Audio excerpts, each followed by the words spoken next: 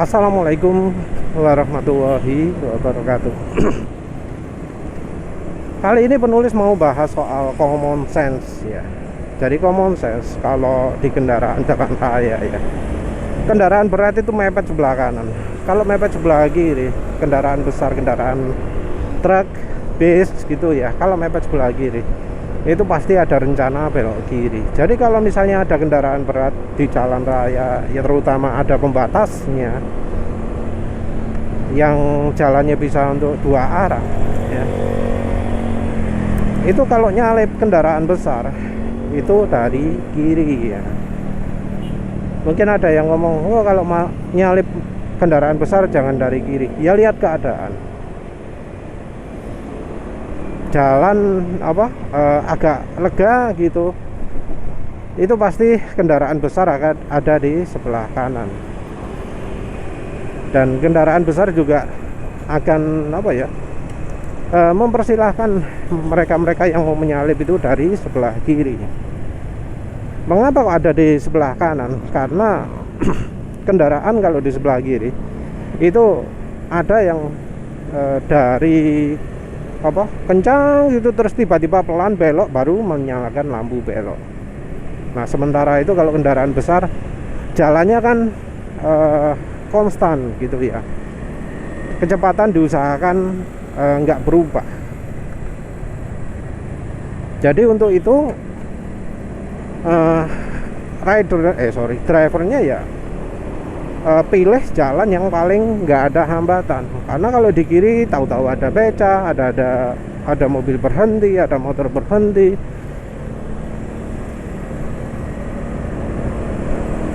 Jadi dengan jalan sebelah kanan itu dia bisa meminimalisir, mengurangi kecepatan.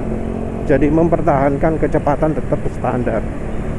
Ya tentu ini beda dengan kendaraan besar yang niat ngebut ya.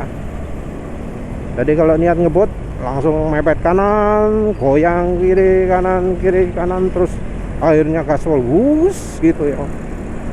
Nyalip kalau jalannya di depan ada halangan, di depan ada yang dari berlawanan arah, motong jalannya yang di depannya.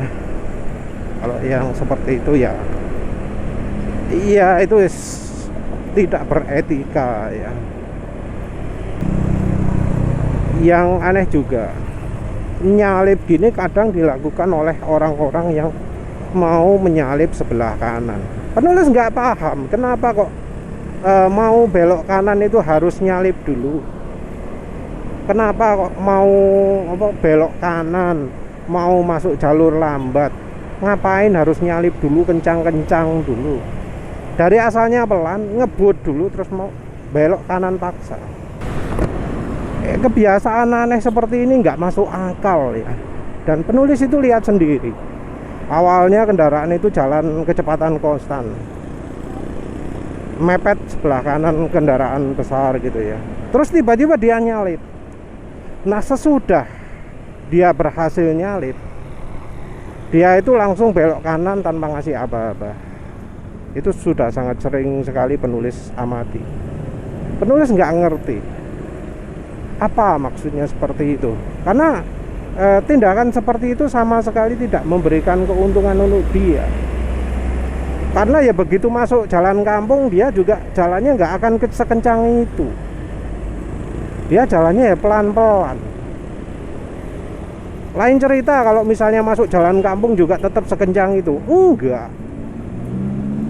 Dia jalan di kampung itu jauh lebih pelan daripada ketika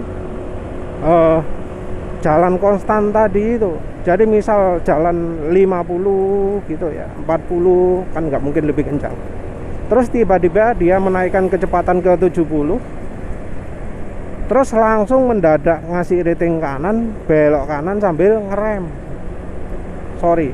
dulu. Terus habis itu belok kanan baru nyalakan lampu belok.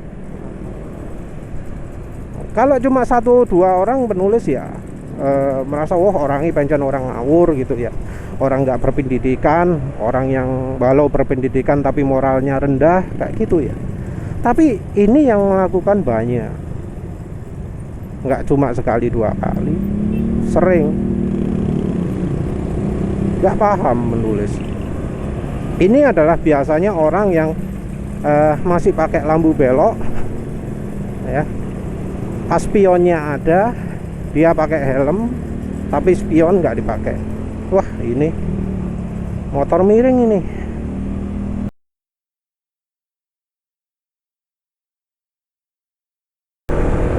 Jadi peringatan ya, kalau mau beli motor untuk bawa beban kayak gitu, jangan beli motor Honda ya. Kalau orang yang biasanya spionnya dilepas, diganti yang kecil, dilipat gitu ya, kebiasaannya beda lagi. Dia nggak pernah lambat, dia kencang terus, terus tahu-tahu belok ngerem mendadak gitu, nggak lihat kiri kanan, wes gitu. Atau kalau misalnya dia agak pelan gitu ya, dia juga nggak peduli, langsung belok kanan, nggak lihat kiri kanan, karena dia merasa bahwa oh, kalau motornya gayanya sudah kencang maka orang lain pasti lebih lambat. Nah, ini orang yang begini ini akan bikin repot orang yang motornya standar, spion lengkap, pakai helm, ya, jalannya kencang. Dengan kata lain, penulis termasuk. Jadi orang-orang yang motornya dibuat bergaya seakan kencang, ya, terus berkendaranya seakan dia itu paling kencang sedunia, itu jadi momoknya, jadi penyakitnya, jadi sumber malapetakannya orang-orang yang motornya kelihatan standar tapi kencang sekali. Repot ya, karena orang kadang bergaya kencang gitu, padahal dia sendiri nggak kencang. Karena kencang itu bukan dari motornya, tapi dari mindsetnya, dari istilahnya kalau umumnya itu adalah kenekatannya. Karena ya ada ya jalan kayak gini, orang naik Honda Beat, naik Scoopy gitu, jalannya jalan 100, ada itu. Nah, itu musuh utamanya ya orang-orang yang misalnya naik Honda CBR 150R, gak ono spione, jalan nggak pakai helm, ambil jalannya seenaknya.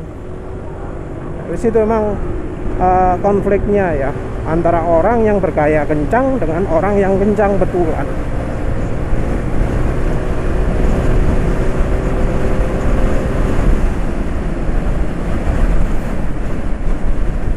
Nah, orang yang bergaya kencang seperti ini ya biasanya memang nggak lama ya ada di jalan, karena ya mereka cepat atau lambat akan tereliminasi dari jalan lah ya. Tapi ya tetap, selama ada orang-orang seperti itu akan jadi bahaya mereka-mereka yang jalan kencang di jalan. Mereka yang bener-beneran kencang di jalan tanpa cuma gaya-gayaan.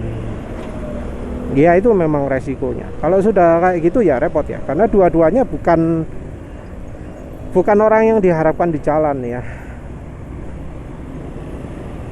Orang-orang itu diharapkan ya jalannya nyantai gitu ya. Untuk soal belok, masih ada lagi satu karakter orang lagi, yaitu orang yang belok sebelum tikungannya. Jadi orang mau belok kanan ya, ini kita kan jalur kiri. Orang mau belok kanan, ada yang beloknya duluan, sebelum tikungannya sudah duluan, terus dia ngambil jalur kanan, mepet kanan, terus baru masuk ke tikungannya. Nah, ini orang seperti ini sumber malapetaka bagi orang di jalan kecil tersebut.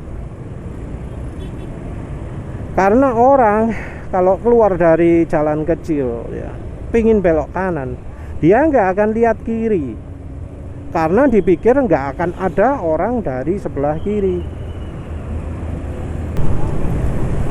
Jadi dipikir normalnya orang itu ya kalau mau belok ke gang tersebut, ya pasti akan kelihatan mata oleh dia.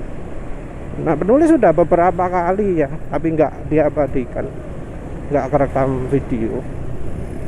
Orang mau keluar jalan besar, nabrak orang yang motong jalan karena ingin masuk gang lebih awal.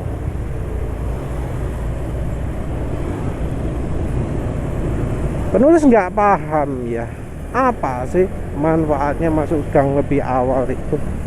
Karena orang yang melakukan itu ya seringnya adalah di jalan yang sebenarnya untuk menyeberang itu mudah. Kalau memang ya misal nyeberangnya itu susah, jalur dari perlawanan itu banyak sekali, ya sebenarnya nggak beda banyak antara nunggu ketika mau nyebrang awal atau nyebrang ketika ada kesempatan.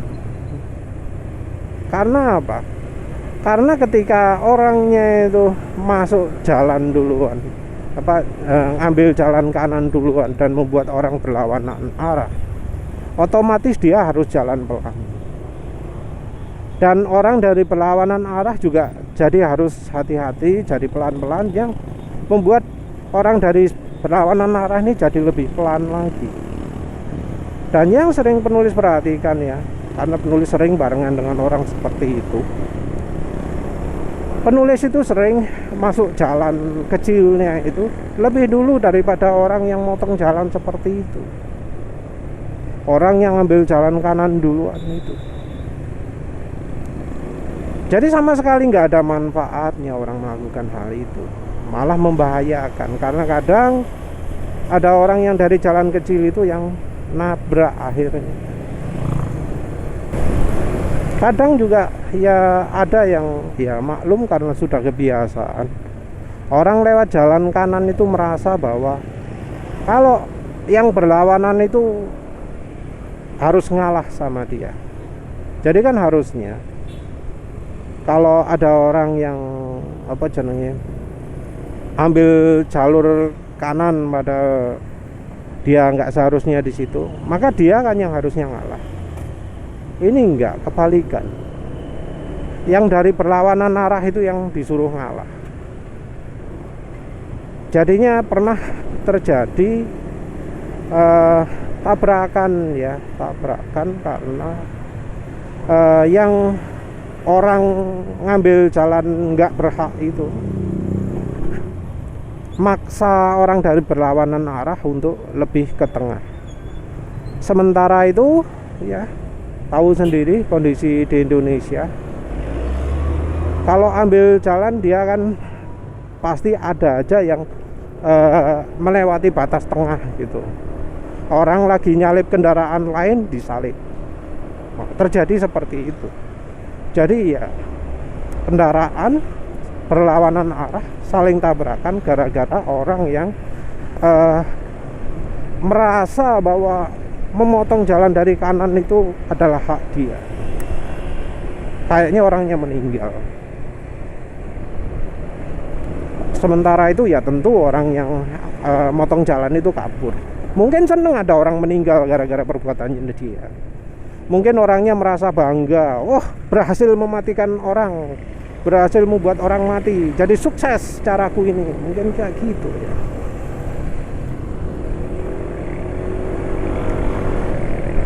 Kalau orang motong jalan tahu diri ya oke lah, ngerti bahayanya. Tapi orang motong jalan ambil jalan kanan nggak tahu diri, nah itu ya yang paling parah ya. Sing soro krasa bener dewe.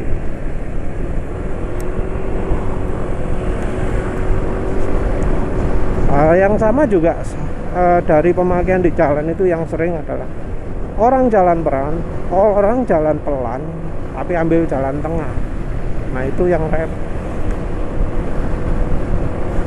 Dia juga entah mengapa ambil posisi ya yang bikin orang lain mau nyalip dari kiri susah, nyalip dari kanan juga susah. Ada kan orang seperti itu ya. Orang yang kalau disalip marah-marah, dia sendiri berusaha menghalangi jalan rezekinya orang. Tapi ya memang kebanyakan orang itu memang niatnya adalah membuat rezeki orang lain buntu. Gimana caranya rezeki orang lain buntu?